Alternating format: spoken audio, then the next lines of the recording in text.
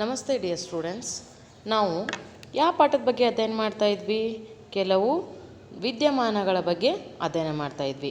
ಆ ಕೆಲವು ವಿದ್ಯಮಾನಗಳಲ್ಲಿ ನೀವು ಆವೇಶಗಳು ಹೇಗೆ ಉತ್ಪತ್ತಿಯಾಗುತ್ತವೆ ಮತ್ತು ಹೇಗೆ ಆಕರ್ಷಣೆಗೊಳ್ಳುತ್ತವೆ, ಹೇಗೆ ವಿಕರ್ಷಣೆಗೊಳ್ಳುತ್ತವೆ ಅನ್ನೋದನ್ನು ಹಿಂದಿನ ವಿಡಿಯೋದಲ್ಲಿ ಅಧ್ಯಯನ ಮಾಡಿದ್ರಿ. ಈಗ ಇದು ಆವೇಶಗಳ ವರ್ಗಾವಣೆ ಬಗ್ಗೆ ಅಧ್ಯಯನ ಮಾಡೋಣ. ಹಾಗಾದರೆ ಆವೇಶಗಳ ವರ್ಗಾವಣೆ ಅಂದರೆ ಏನು? ನಾನು ನಿಮ್ಗೆ ಈಗಾಗಲೇ ಹೇಳಿದೆ ಆವೇಶ ಅಂದರೆ ಏನು ಅಂತ ಹೇಳಿದೆ. ಸೊ ಹಾಗಾದರೆ ಆವೇಶ ಅಂದರೆ ಏನು? ಧನಾತ್ಮಕ ಆವೇಶ ಮತ್ತು ಋಣಾತ್ಮಕ ಆವೇಶ. ಸೊ ಧನಾತ್ಮಕ ಆವೇಶ ಮತ್ತು ಋಣಾತ್ಮಕ ಆವೇಶಗಳು ಈಗ ಒಂದರಿಂದ ಬೇರೊಂದು ಕಡೆಗೆ ವರ್ಗಾವಣೆಯಾಗುವುದು ಹೇಗೆ ಎಂಬುದನ್ನು ಈ ಚಟುವಟಿಕೆಯ ಮೂಲಕ ಅಧ್ಯಯನ ಮಾಡೋಣ. ಇಲ್ಲೊಂದು ಚಟುವಟಿಕೆ ಅದ.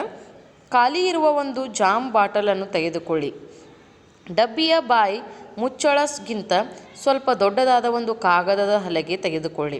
ಅದರಲ್ಲಿ ಒಂದು ಲೋಹದ ಪೇಪರ್ ಕ್ಲಿಪ್ ಒಳಹೋಗುವಂತೆ ರಂಧ್ರ ಮಾಡಿ ತೋರಿಸಿದಂತೆ ಕ್ಲಿಪ್ಪನ್ನು ನುಗ್ಗಿಸಿ. ಇಲ್ಲಿ ನೋಡ್ರಿ, ಈ ರೀತಿಯಾಗಿ ಒಂದು ಖಾಲಿ ಬಾಟ್ಲನ್ನು ತೆಗೆದುಕೊಳ್ಬೇಕು. ಖಾಲಿ ಬಾಟ್ಲನ್ನು ತೆಗೆದುಕೊಂಡು ಅದರ ಮೇಲೊಂದು ರಟ್ಟನ್ನು ಇಡ್ತಾ ಹೋಗಬೇಕು. ಸೊ ರಟ್ಟನ್ನು ಇಟ್ಟು ಮುಂದೆ ಏನು ಮಾಡಂದಾರವು ಪೇಪರ್ ಕ್ಲಿಪ್ಪನ್ನು ತೆಗೆದುಕೊಂಡು ರಂಧ್ರದ ಒಳಗೆ ಹೋಗುವಂತೆ ಮಾಡಿ 4 x 1 ಸೆಂಟಿಮೀಟರ್ ಅಳತೆಯ 2 ಅಲ್ಯೂಮಿನಿಯಂ ಹಾಳೆಗಳನ್ನು ಕತ್ತರಿಸಿಕೊಳ್ಳಿ ಮತ್ತು ಚಿತ್ರದಲ್ಲಿ ತೋರಿಸಿರುವಂತೆ ಕಾಗದ ಕ್ಲಿಪ್ಗೆ ತೂಗು ಹಾಕಿರಿ. ರಟ್ಟಿಗೆ ಲಂಬವಾಗಿರುವಂತೆ ಪೇಪರ್ ಕ್ಲಿಪ್ಪನ್ನು ರಂಧ್ರದಲ್ಲಿ ತೋರಿಸಿ ಒಂದು ರಿಫಿಲ್ಲನ್ನು ಆವೇಶಭರಿತಗೊಳಿಸಿ ಪೇಪರ್ನ ಒಂದು ತುದಿಗೆ ಸ್ಪರ್ಶಿಸಿ. ಏನಾಗುತ್ತದೆ ಎನ್ನುವುದನ್ನು ಗಮನಿಸಿ. ಅಲ್ಯೂಮಿನಿಯಂ ಹಾಳೆಯ ಪಟ್ಟಿಯ ಮೇಲೆ ಏನಾದರೂ ಪರಿಣಾಮವಾಗುವುದೇ? ಅವು ಆಕರ್ಷಿಸುತ್ತವೆಯೇ ಅಥವಾ ವಿಕರ್ಷಿಸುತ್ತವೆಯೇ? ಈಗ ಬೇರೆ ಆವೇಶಭರಿತ ವಸ್ತುಗಳಿಂದ ಪೇಪರ್ ಕ್ಲಿಪ್ನ ತುದಿಯನ್ನು ಸ್ಪರ್ಶಿಸಿ. ಹಾಳೆಯ ಪಟ್ಟಿಗಳು ಎಲ್ಲ ಸನ್ನಿವೇಶದಲ್ಲೂ ಒಂದೇ ರೀತಿ ವರ್ತಿಸುತ್ತದೆಯೇ? ಈ ಉಪಕರಣವನ್ನು ವಸ್ತುಗಳು ಆವೇಶಭರಿತವಾಗಿವೆ ಅಥವಾ ಇಲ್ಲವೇ ಎಂದು ಪರೀಕ್ಷಿಸಲು ಬಳಸಬಹುದೇ ಅಂಥೇಳಿ ಕೇಳ್ಯಾರ. ಸೊ ಏನು ಮಾಡಂದಾರು, ಒಂದು ಖಾಲಿ ಬಾಟಲನ್ನು ತೆಗೆದುಕೊಳ್ಬೇಕು. ಸೊ ಈ ಖಾಲಿ ಬಾಟಲನ್ನು ತೆಗೆದುಕೊಂಡು, ಇಲ್ಲದ ಖಾಲಿ ಬಾಟಲ್, ಈ ಖಾಲಿ ಬಾಟ್ಲನ್ನು ತೆಗೆದುಕೊಂಡು ಒಂದು ಪೇಪರ್ ರಟ್ಟನ್ನು ತೆಗೆದುಕೊಳ್ಬೇಕು. ಇಲ್ಲಿ ಮೇಲ್ ಕ್ಲಿಪ್ಪಿಗೇನು ಅಲ್ಯೂಮಿನಿಯಂ ಹಾಳೆಯನ್ನು ಹಾಕಬೇಕು. ಸೊ ಅಲ್ಯೂಮಿನಿಯಂ ಹಾಳೆಯನ್ನು ಹಾಕಿ ಇಲ್ಲಿ ಒಂದು ಏನು ತೊಗೋಬೇಕು, ತಂತಿಯನ್ನು ತೊಗೋಬೇಕು ಅಥವಾ ಪೆನ್ಸಿಲನ್ನು ತೆಗೆದುಕೊಳ್ಬೇಕು. ಸೊ ತಂತಿ ಅಥವಾ ಪೆನ್ಸಿಲನ್ನು ತೆಗೆದುಕೊಂಡು ಇವಾಗ ಏನು ಮಾಡಿರಿ, ಇಲ್ಲಿ ವೈಯರನ್ನು ಕನೆಕ್ಷನ್ ಮಾಡಿ ಸಪ್ಲೈ ಮಾಡಿರಿ. ಸಪ್ಲೈ ಆದಮೇಲೆ ಈ ಅಲ್ಯೂಮಿನಿಯಂ ಹಾಳೆಗೆ ಈ ತಂತಿ ಅಂಟುಕೊಳ್ತಾ ಇದೇನೋ ಇಲ್ಲೋ ಅಂತ ನೋಡ್ತಾ ಇರಬೇಕು. ಸೊ ಅಂಟುಕೋತದ. ಯಾಕಪ್ಪ ಅಂದರೆ ಅಲ್ಲಿ ಹೀಟ್ ಪ್ರೊಡ್ಯೂಸ್ ಆಗ್ತಿರ್ತದೆ. ಸೊ ಉಷ್ಣ ಉತ್ಪತ್ತಿ ಆಗ್ತಾ ಇರ್ತದೆ. ಅಂದರೆ ಅದೇನಾಗ್ತದೆ, ಪೇಪರ ಆ ತಂತಿ ಅದಕ್ಕೆ ಅಂಟುಕೋತಾ ಹೋಗ್ತದೆ. ಸೊ ಇಲ್ಲಿ ಆಕರ್ಷಣೆ ಆಗ್ತದೆ ಅಂಥೇಳಿ ನಾವು ಈ ಚಟುವಟಿಕೆಗಳ ಮೂಲಕ ಅಧ್ಯಯನ ಮಾಡ್ತೀವಿ. ಹಾಗಾದರೆ ಒಟ್ಟಾರೆಯಾಗಿ ಚಟುವಟಿಕೆಯಿಂದ ನಾವು ಏನು ಕಲ್ತೀವಿ ಅಂದರೆ ಆವೇಶಗಳು ಒಂದರಿಂದ ಮತ್ತೊಂದಕ್ಕೆ ವರ್ಗಾವಣೆ ಆಗ್ತಾ ಇದೆ. ಸೊ ನಾವು ಹೀಟನ್ನು ಉಷ್ಣವನ್ನು ಕೊಟ್ಟ ಮೇಲೆ ಅವುಗಳಿಗೆ ಆಕರ್ಷಣೆಗೊಳ್ತಂದ್ರೆ ಈ ಉಷ್ಣ ತಂತಿಯಿಂದ ಉಷ್ಣ ಅಲ್ಯೂಮಿನಿಯಂ ಹಾಳೆಗೆ ಅದು ಆಕರ್ಷಣೆಗೊಂಡಿತು, ವರ್ಗಾವಣೆಗೊಂಡಿತು ಅನ್ನೋದನ್ನು ಈ ಚಟುವಟಿಕೆಯಲ್ಲಿ ತಿಳಿತೀವಿ. ಅಂದರೆ ಅಲ್ಯೂಮಿನಿಯಂ ಹಾಳೆಯ ಪಟ್ಟಿಗಳು ಆವೇಶಭರಿತ ರಿಫಿಲ್ನಿಂದ ಒಂದು ರೀತಿಯ ಆವೇಶವನ್ನು ಪೇಪರ್ ಕ್ಲಿಪ್ನ ಮೂಲಕ ಪಡೆಯುತ್ತದೆ. ನಾ ಅದೇ ಹೇಳಿದೆ ಈಗ ಏನಂತ, ಅಲ್ಯೂಮಿನಿಯಂ ಹಾಳೆಯಿಂದ ಆ ರಿಫಿಲ್ ಅಥವಾ ತಂತಿಗೇನಾಯಿತು, ಅಲ್ಲಿ ಉಷ್ಣ ಸಪ್ಲೈ ಆಗಿ ಆವೇಶಗಳು ಒಂದರಿಂದ ಮತ್ತೊಂದಕ್ಕೆ ವರ್ಗಾವಣೆ ಆಗ್ತದೆ. ಒಂದೇ ರೀತಿಯ ಆವೇಶಗಳನ್ನು ಪಡೆದ ಪಟ್ಟಿಗಳು ವಿಕರ್ಷಿಸಿ ದೂರ ತಳ್ಳಲ್ಪಟ್ಟು ತೆರೆದುಕೊಳ್ಳುತ್ತವೆ. ವಸ್ತುವು ಆವೇಶಭರಿತವಾಗಿದೆಯೋ ಅಥವಾ ಇಲ್ಲವೋ ಎಂಬುದನ್ನು ತಿಳಿಯಲು ಈ ರೀತಿಯ ಉಪಕರಣಗಳನ್ನು ಬಳಸಲಾಗುವುದು. ಈ ಉಪಕರಣಗಳೇ ವಿದ್ಯುತ್ ದರ್ಶಕ, ಎಲೆಕ್ಟ್ರೋಸ್ಕೋಪ್ ಅಂತ ಕರೀತಾರೆ. ಏನಂತ ಕರೀತಾರೆ ಇದಕ್ಕೆ? ಎಲೆಕ್ಟ್ರೋಸ್ಕೋಪ್. ಈಗ ನೀವು ಹೆಂಗೆ ಬಯಾಲಜಿದಲ್ಲಿ ಮೈಕ್ರೋಸ್ಕೋಪನ್ನು ಸೂಕ್ಷ್ಮ ಜೀವಿಗಳನ್ನು ನೋಡೋಕ್ಕೆ ಬಳಸ್ತಿರಲ್ಲ, ಸೊ ಅದೇ ರೀತಿಯಾಗಿ ಆವೇಶಗಳನ್ನು ನೋಡೋಕ್ಕೆ ಬಳಸುವಂತಹ ಸ್ಕೋಪ್ ಯಾವುದಪ್ಪ ಅಂದರೆ ಎಲೆಕ್ಟ್ರೋಸ್ಕೋಪ್. ಅದರ ಕನ್ನಡದಲ್ಲಿ ಅದಕ್ಕೆ ಏನಂತ ಕರಿತೀವಿ? ವಿದ್ಯುತ್ ದರ್ಶಕ ಅಂಥೇಳಿ ಕರಿತೀವಿ. ಈ ವಿದ್ಯುತ್ ದರ್ಶಕ ಅಂದರೆ ಏನಂದರೆ ಒಂದು ವಸ್ತು ಆವೇಶಭರಿತವಾಗ್ಯದೋ ಇಲ್ಲವೋ ಎನ್ನುವುದನ್ನು ಪರೀಕ್ಷಿಸುವುದ ಅಂತಹ ಒಂದು ಯಂತ್ರವನ್ನು ನಾವು ಏನಂತ ಕರಿತೀವಿ? ವಿದ್ಯುತ್ ದರ್ಶಕ ಅಂಥೇಳಿ ಕರಿತೀವಿ. ಪೇಪರ್ ಕ್ಲಿಪ್ನ ತುದಿಯನ್ನು ನಿಧಾನವಾಗಿ ಕೈಗಳಿಂದ ಸ್ಪರ್ಶಿಸಿ ಮತ್ತು ಹಾಳೆಯ ಪಟ್ಟಿಯಲ್ಲಾಗುವ ಬದಲಾವಣೆಯನ್ನು ಗಮನಿಸಿ. ಅದು ತನ್ನ ಮೂಲ ಸ್ಥಾನಕ್ಕೆ ಬಂದು ನಿಲ್ಲುತ್ತದೆ. ಹಾಳೆಯ ಪಟ್ಟಿಯನ್ನು ಆವೇಶಭರಿತಗೊಳಿಸುವುದು ಮತ್ತು ಕೈಗಳಿಂದ ಸ್ಪರ್ಶಿಸುವುದನ್ನು ಪುನರಾವರ್ತಿಸಿ. ಪ್ರತಿ ಬಾರಿಯೂ ಹಾಳೆಯ ಪಟ್ಟಿಯನ್ನು ಸ್ಪರ್ಶಿಸಿದಾಗ ಅದು ತನ್ನ ಮೂಲ ಸ್ಥಾನಕ್ಕೆ ಬರುತ್ತದೆ. ಅಂದರೆ ಈಗ ನಾವು ಆವೇಶವನ್ನು ಕೊಟ್ಟಿವಿ. ಸೊ ಆವೇಶ ಕೊಟ್ಟ ಮೇಲೆ ಅವು ಒಂದಕ್ಕೊಂದು ಆಕರ್ಷಣೆಗೊಳ್ತಾ ಇದೆ. ಸೊ ಯಾವಾಗ ನಾವು ಪೇಪರ್ ಪಟ್ಟಿಗೆ ಕೈಯನ್ನು ಇಟ್ಟಿವಿ ಅಂದರೆ ಅದೇನಾಗ್ತದೆ, ಅಲ್ಲಿ ಆಕರ್ಷಣೆ ಆಗೋದಿಲ್ಲ, ಅಲ್ಲಿ ವಿಕರ್ಷಣೆ ಉಂಟಾಗ್ತದೆ. ಸೊ ವಿಕರ್ಷಣೆ ಉಂಟಾಗ್ತಂದ್ರೆ ಅವಾಗ ಮತ್ತೆ ಹಾಳೆ ತನ್ನ ಮೂಲ ಸ್ಥಾನಕ್ಕೆ ಬಂದು ಕೂಳ್ತದೆ. ಸೊ ಈ ರೀತಿಯ ಹಾಳೆ ಪಟ್ಟಿಗಳನ್ನು ಆವೇಶರಹಿತಗೊಂಡವು ಎನ್ನುತ್ತೇವೆ. ಅಂದರೆ ಈಗ ಹೆಂಗೆ ಹಾಳೆ ಪಟ್ಟಿಗಳು ಆವೇಶ ಭರಿತ ಬೇರೆ, ಆವೇಶ ವಿದ್ಯುತ್ತಲ್ಲಿ ಟ್ರಾನ್ಸ್ಫರ್ ಆಕಿತ್ತಪ್ಪ, ಆಕರ್ಷಣೆ ಆಗ್ತಿತ್ತಂದ್ರೆ ಅದನ್ನು ಆವೇಶ ಭರಿತ ಅಂತ ಕರಿತೀವಿ. ಅದು ತನ್ನ ಮೂಲ ಸ್ಥಾನಕ್ಕೆ ವಾಪಸ್ ಮರಳಿ ಬರ್ತಾ ಇತ್ತಪ್ಪ ಅಂದರೆ ಅದಕ್ಕೆ ನಾವು ಆವೇಶ ರಹಿತ ಪಟ್ಟಿಗಳು ಅಂಥೇಳಿ ಕರಿತೀವಿ. ಆವೇಶಭರಿತ ವಸ್ತುವಿನಿಂದ ಆವೇಶಗಳನ್ನು ಭೂಮಿಗೆ ವರ್ಗಾಯಿಸುವ ಕ್ರಿಯೆಗೆ ಭೂ ಸಂಪರ್ಕಗೊಳಿಸುವುದು ಎನ್ನುತ್ತೇವೆ. ಇದನ್ನು ನಾವು ಪ್ರಯೋಗ ಮೂಲಕ ಮಾಡಿದ್ವಿ. ಅದೇ ರೀತಿಯಾಗಿ ಈಗ ನಾವು ಭೂಮಿಗೆ ಹೇಗೆ ಅಪ್ಲೈ ಮಾಡ್ತೀವಿ, ಹೇಗೆ ಭೂಮಿ ಆವೇಶಗಳನ್ನು ಪಡೆದುಕೊಳ್ತಾ ಇದೆ ಆಕಾಶದಿಂದ ಅಂದರೆ ಈ ಆಕಾಶದಿಂದಿರುವಂಥ ಬರುವಂಥ ಕಿರಣಗಳನ್ನು ಭೂಮಿ ಹೀರಿಕೊಳ್ತದೆ ಉಷ್ಣದಿಂದ. ಅಲ್ಲಿ ಸೂರ್ಯನ ಬೆಳಕಿನಿಂದ ಉಷ್ಣ ಬೀಳ್ತದೆ. ಸೊ ಉಷ್ಣ ಬೀಳುವುದರಿಂದ ಅಲ್ಲಿ ಹೀರಿಕೊಳ್ತದೆ. ಈ ಹೀರಿಕೊಳ್ಳುವ ಅಥವಾ ಭೂಮಿಗೆ ವರ್ಗಾಯಿಸುವ ಪ್ರಕ್ರಿಯೆಯನ್ನು ಭೂ ಸಂಪರ್ಕಗೊಳಿಸುವುದು ಅಂಥೇಳಿ ಕರಿತೀವಿ. ಇನ್ನು ಮಿಂಚು ಹೇಗೆ ಉತ್ಪತ್ತಿ ಆಗ್ತದೆ, ಸೊ ಮಿಂಚು ಹೇಗೆ ಬರ್ತದೆ ನಮ್ಮ ಭೂಮಿಯಲ್ಲಿ, ನಮ್ಗೆ ಜೋರಾಗಿ ಮಳೆ ಬತ್ತಪ್ಪ ಅಂದರೆ ಮಿಂಚು ಗುಡುಗು ಸ್ಟಾರ್ಟ್ ಆಗ್ತದೆ. ಹಾಗಾದರೆ ಮಿಂಚು ಹೇಗೆ ಉತ್ಪತ್ತಿ ಆಗ್ತದೆ ಅನ್ನೋದನ್ನು ನೋಡೋಣ. ಗುಡುಗು ಸಹಿತ ಮಳೆ ಬರುವ ಸಮಯದಲ್ಲಿ ಗಾಳಿ ಪ್ರವಾಹವು ಮೇಲ್ಮುಖವಾಗಿ ಹಾಗೂ ನೀರಿನ ಹನಿಗಳು ಕೆಳಮುಖವಾಗಿ ಚಲಿಸುತ್ತವೆ ಎಂಬುದನ್ನು ನೀವು 7ನೇ ತರಗತಿಯಲ್ಲಿ ತಿಳಿದಿದ್ದೀರಿ. ಈ ಕ್ಷಿಪ್ರ ಚಲನೆಯ ಆವೇಶಗಳನ್ನು ಬೇರ್ಪಡಿಸುತ್ತದೆ. ಇಲ್ಲಿಯವರೆಗೂ ಸಂಪೂರ್ಣವಾಗಿ ಅರ್ಥವಾಗದ ಈ ಕ್ರಿಯೆಯಲ್ಲಿ ಧನ ಆವೇಶಗಳು ಮೋಡದ ಮೇಲ್ಭಾಗದ ಅಂಚಿನಲ್ಲಿಯೂ ಋಣ ಆವೇಶಗಳು ಮೋಡದ ಕೆಳಭಾಗದ ಅಂಚಿನಲ್ಲಿಯೂ ಶೇಖರಣೆಗೊಳ್ಳುತ್ತವೆ ಮತ್ತು ಧನ ಆವೇಶಗಳು ಭೂಮಿಯ ಸಮೀಪದಲ್ಲಿಯೂ ಸಹ ಶೇಖರಣೆಯಾಗುತ್ತವೆ. ಶೇಖರಣೆಯಾದ ಆವೇಶಗಳ ಪರಿಣಾಮವು ಅತಿ ಹೆಚ್ಚಾದಂತೆ ಗಾಳಿಯು ಸಾಮಾನ್ಯವಾಗಿ ವಿದ್ಯುತ್ ಆವಾಹಕದಂತೆ ವರ್ತಿಸುವ ಕಾರಣ. ಇಲ್ಲಿ ನೋಡ್ರಿ, ಗುಡುಗು ಮಿಂಚಿನ ಕತೆ ಏನಪ್ಪ ಅಂದರೆ, ಈಗ ಗುಡುಗು ಮಿಂಚಾಕತ್ತಪ್ಪ, ಸೊ ನಿಮ್ಮ ಗುಡುಗು ಬೀಳಿಸ್ತಿರ್ತದೆ. ಸೊ ಗುಡುಗು ಆಗೋ ಮುಂದಾಗ ಇಲ್ಲಿ ಮೋಡ ಅದಾವೆ, ಮೋಡ ಅದಾವು, ಇದು ಭೂಮಿ ಅದ. ಮೋಡ ಅದಾವು, ಭೂಮಿ ಅದ ಅಂದಮೇಲೆ ಇಲ್ಲೇನಾಗ್ತದೆ, ಇಲ್ಲಿ ಧನ ಆವೇಶಗಳು ಇರ್ತಾವೆ. ಈಗ ಗುಡುಗು ಮಿಂಚಾಕತ್ತಪ್ಪ ಅಂದರೆ ಆವಾಗ ಈ ಮೇಲ್ಮುಖವಾಗಿ ಗಾಳಿ ಹೋಗ್ತದೆ, ಮೇಲ್ಮುಖವಾಗಿ ಗಾಳಿ ಹೋಗ್ತದೆ, ಕೆಳಮುಖವಾಗಿ ನೀರು ಬೀಳ್ತದೆ ನಿಮಗೆ.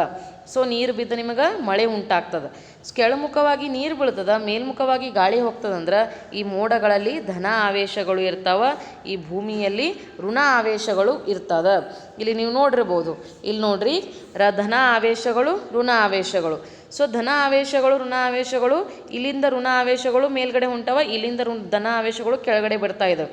ಸೊ ಈ ರೀತಿಯಾಗಿ ಮಿಕ್ಸ್ ಆಗಿ ಪ್ರತಿರೋಧವನ್ನು ಒಡ್ಡಿ ಧನ ಮತ್ತು ಋಣ ಆವೇಶಗಳು ಒಟ್ಟಿಗೆ ಸೇರಿ ಪ್ರಕಾಶಮಾನವಾದ ಬೆಳಕಿನ ಗೆರೆಗಳು ಮತ್ತು ಶಬ್ದವನ್ನು ಉಂಟು ಮಾಡುತ್ತವೆ. ಈ ಗೆರೆಗಳೇ ಮಿಂಚಾಗಿ ಗೋಚರಿಸುತ್ತವೆ. ನೋಡ್ರಿ ಹೇಗಪ್ಪ ಅಂದರೆ, ಮೋಡದಲ್ಲಿ ಧನ ಆವೇಶಗಳು ಇರ್ತಾವೆ, ಭೂಮಿಯಲ್ಲಿ ಋಣ ಆವೇಶಗಳು ಇರ್ತಾವೆ. ಸೊ ಗುಡುಗು ಸ್ಟಾರ್ಟ್ ಆಯ್ತಪ್ಪ ಅಂದರೆ ಭೂಮಿಯಲ್ಲಿರುವಂತಹ ಋಣ ಆವೇಶಗಳು, ಮೋಡದಲ್ಲಿರುವಂತಹ ಧನ ಆವೇಶಗಳು ಎರಡೂ ಒಟ್ಟಾಗಿ ಸೇರಿ ಒಂದು ಮಿಂಚಿನಂಥ ಗೆರೆ ಮೂಡ್ತದೆ. ಸೊ ಆ ಮಿಂಚಿನಂಥ ಗೆರೆಗಳು ಇಲ್ಲಿ ಕಾಣಕತ್ತ ನೋಡ್ರಿ, ಮಿಂಚಿನಂಥ ಗೆರೆಗಳು ಮೂಡಿ ಆವಾಗ ನಮ್ಗೆ ಮಿಂಚು ಉಂಟಾಗುತ್ತದೆ. ಈ ಕ್ರಿಯೆಗೆ ನಾವು ವಿದ್ಯುತ್ ಆವೇಶಗಳ ವಿಸರ್ಜನೆ ಅಂಥೇಳಿ ಕರಿತೀವಿ. ಈ ಕ್ರಿಯೆಗೆ ಮಿಂಚು ಗೋಚರ ಆಯ್ತಪ್ಪ ಅಂದರೆ ಇಂತಹದೊಂದು ಕ್ರಿಯೆಗೆ ನಾವು ವಿದ್ಯುತ್ ಆವೇಶಗಳ ವಿಸರ್ಜನೆ ಅಂಥೇಳಿ ಕರಿತೀವಿ. ಭೂಕಂಪದಿಂದ ಜೀವ ಮತ್ತು ಸಂಪತ್ತಿನ ಮೇಲೆ ಉಂಟಾಗುವ ದೊಡ್ಡ ಪ್ರಮಾಣದ ಹಾನಿ ಬಗ್ಗೆ ನೀವು ಪೋಷಕರ ಬಗ್ಗೆ ಕೇಳಿ ತಿಳ್ಕೊಂಡಿದ್ದೀರಿ. ಆದರೆ ದಿನಪತ್ರಿಕೆಗಳು ಮತ್ತು ನಿಯತಕಾಲಿಕೆಗಳ ಭೂಕಂಪದಿಂದ ನಾಗರಿಕರು ಅನುಭವಿಸುವ ತೊಂದರೆಗಳ ಮತ್ತು ಭೂಚಿತ್ರಪಟಗಳನ್ನು ಸಂಗ್ರಹಿಸಿ ವರದಿ ಸಿದ್ಧಪಡಿಸಿ ಅಂತ ಹೇಳ್ಯಾರ. ಸೊ ವಿದ್ಯುತ್ ಆವೇಶಗಳ ವಿಸರ್ಜನಾ ಕ್ರಿಯೆಯು 2 ಅಥವಾ ಹೆಚ್ಚು ಮೋಡಗಳ ನಡುವೆ ಅಥವಾ ಮೋಡಗಳು ಮತ್ತು ಭೂಮಿಯ ನಡುವೆ ಉಂಟಾಗುತ್ತವೆ. ಇತ್ತೀಚಿನ ದಿನಗಳಲ್ಲಿ ನಮ್ಮ ಪೂರ್ವಜರು ಹೇರಿದಂತೆ ನಾವು ಮಿಂಚಿಗೆ ಹೆದರುವ ಅವಶ್ಯಕತೆ ಇಲ್ಲ. ಈಗ ನಮಗೆ ಮೂಲ ವಿದ್ಯಮಾನದ ಅರಿವಾಗಿದೆ. ಅಂದರೆ ಹಿಂದಿನ ಕಾಲದಲ್ಲಿ ಮಿಂಚು ಯಾವ ರೀತಿಯಾಗಿ ಬರ್ತಾ ಇತ್ತು, ಯಾಕೆ ಬರ್ತಾ ಇತ್ತು ಅನ್ನೋದು ನಮ್ಗೆ ಕಾರಣ ಗೊತ್ತಿರಲಿಲ್ಲ.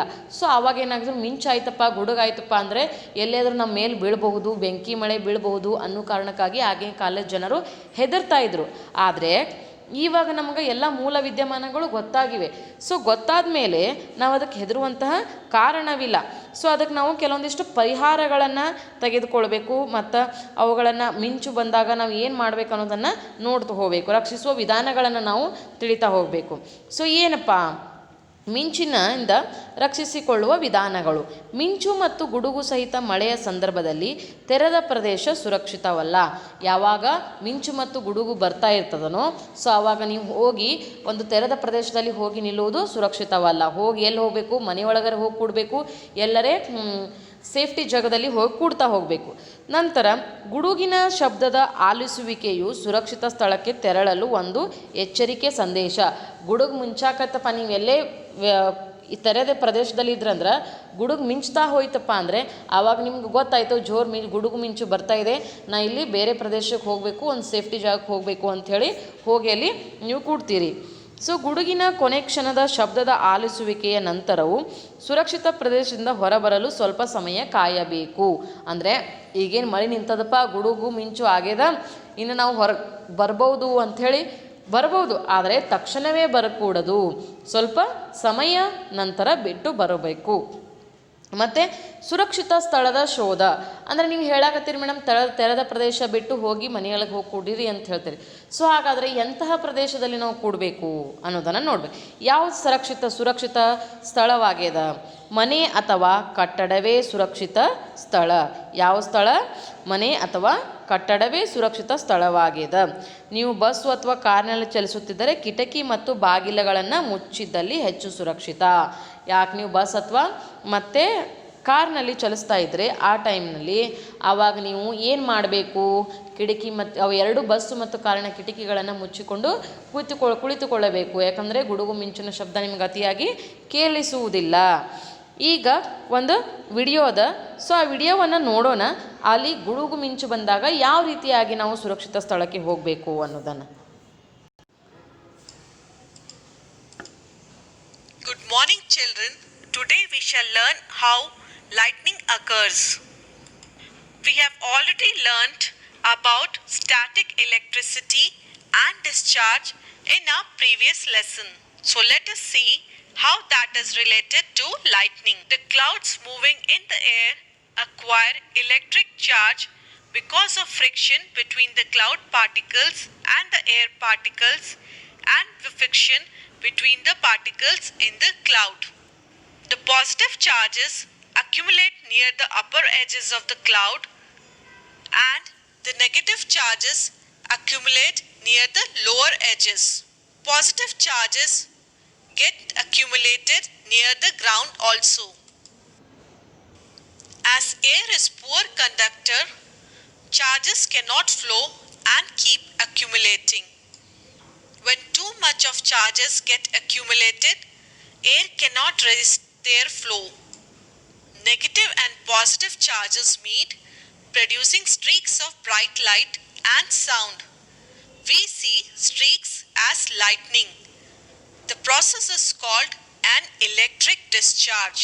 This discharge of static electricity can take place between two charged regions of the same cloud or different cloud, or even between cloud and earth. Now that we understand the basic phenomenon, we are not scared of lightning as the people in the ancient times used to be. However, lightning strike could easily destroy life and property. So, we need to take some safety measures to avoid these incidents. You know, a metallic rod taller than the building is installed in the building during construction. One end of the rod is buried deep into the earth. That rod transfers the electric charges to the ground during lightning.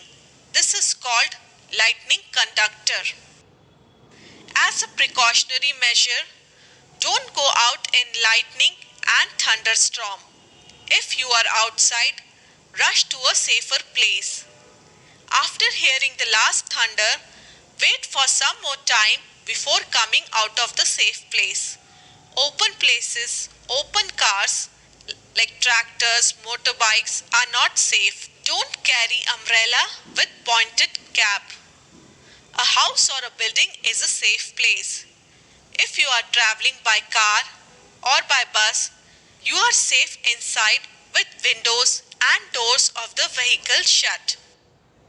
If you are near forest, take shelter under short trees only, not under big tall trees like coconut etc. because lightning strikes taller trees in the forest.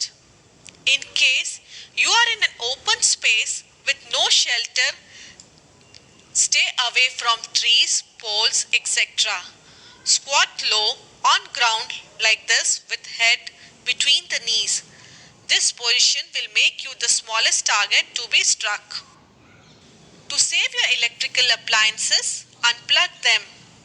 Stay away from the telephone wire, metal pipe, electric wire because lightning, as we know, is electrical discharge.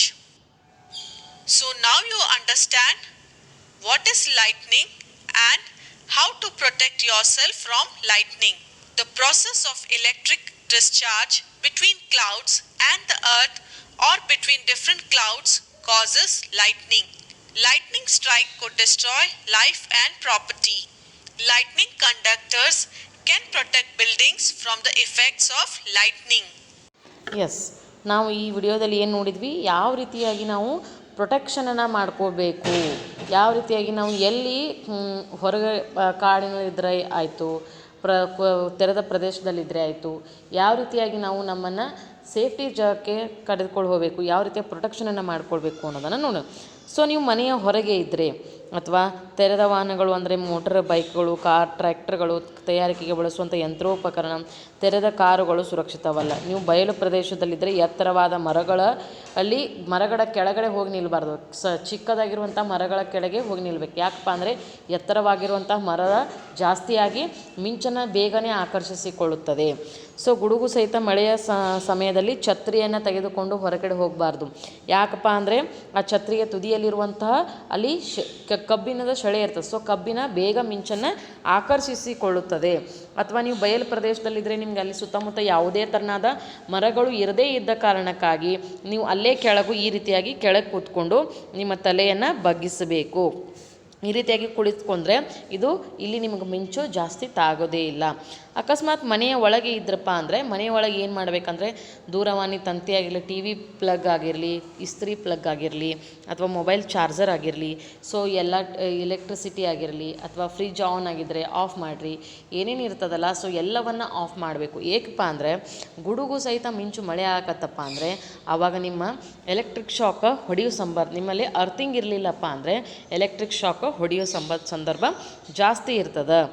So ವಿದ್ಯುತ್ ಉಪಕರಣಗಳ ಗಣಕಯಂತ್ರ, ದೂರದರ್ಶನ ಮುಂತಾದವುಗಳ ವಿದ್ಯುತ್ ಸಂಪರ್ಕ ಕಡಿತಗೊಳಿಸಬೇಕು. ಬೀದಿ ವಿದ್ಯುತ್ ದೀಪಗಳು ಉರಿಯಬಹುದು.